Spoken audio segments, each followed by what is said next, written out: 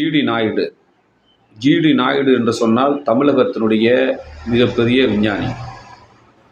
பொதுவாக விஞ்ஞானிகளை நம்ம பார்த்தோம்னா அயல் நாடுகளில் தான் விஞ்ஞானிகள் இருப்பார்கள். தமிழ்நாட்டில் விஞ்ஞானிகள் அந்த காலத்தில் மிகப்பெரிய அளவுக்கு பேர் வாங்கினவர் ஜிடி நாயுடு.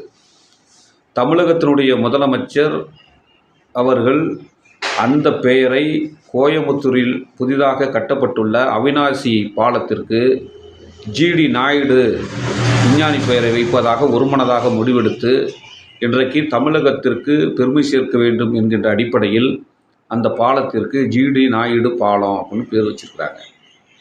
உடனே அதை விமர்சனம் செய்யக்கூடியவர்கள் ஏதாவது கிடைச்சா அதை பற்றி விமர்சனம் செஞ்சு அரசியலாக்குவது தமிழ்நாட்டில் மிகப்பெரிய வேடிக்கையாக இருக்கிறது. அந்த விமர்சனம் செய்வது போல ஆளுகிற அரசாங்கத்திற்கு கெட்ட பெயரை ஏற்படுத்துவது இதே நோக்கமாக இருக்கிறார்கள். அந்த அடிப்படையில் பார்த்தீர்கள் என்று சொன்னால் ஜிடி நாயுடு பேரில் நாயுடுன்னு இருக்க அது சாதி பேர் அல்லவா, எப்படி சாதி பேரை நீங்கள் சூட்டுனீங்க அப்படின்னு ஒரு பிரச்சனையை கிளப்புறாங்க.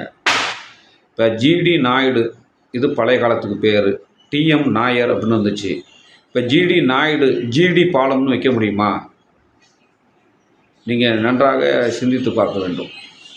ஜிடி பாலம் அப்படின்னு வைக்க முடியுமா, அல்லது துரைசாமி பாலம் அப்படின்னு வைக்க முடியுமான்னா நிச்சயமாக அது மாதிரி வைக்க முடியாது. ஒரு அடையாளத்திற்காக ஜிடி நாயுடுன்னு சொன்னால் தான் ஒரு விஞ்ஞானி. இங்கே ஜாதியை வச்சு ஜாதிய ரீதியாக வைக்கணும், ஜாதி சங்கனை வச்சு நடத்தினவர் அல்ல ஜிடி நாயுடு.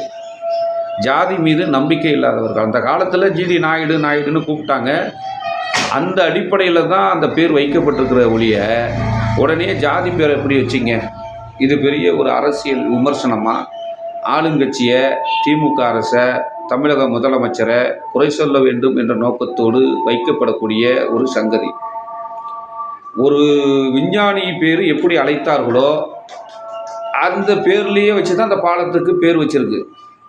அதனால் இந்த பாலத்துக்கு பேர் வைக்கிறதுனால பார்த்திங்கன்னா உடனே ஜாதியை தூக்கி பிடிக்கிறதா அர்த்தம் கிடையாது.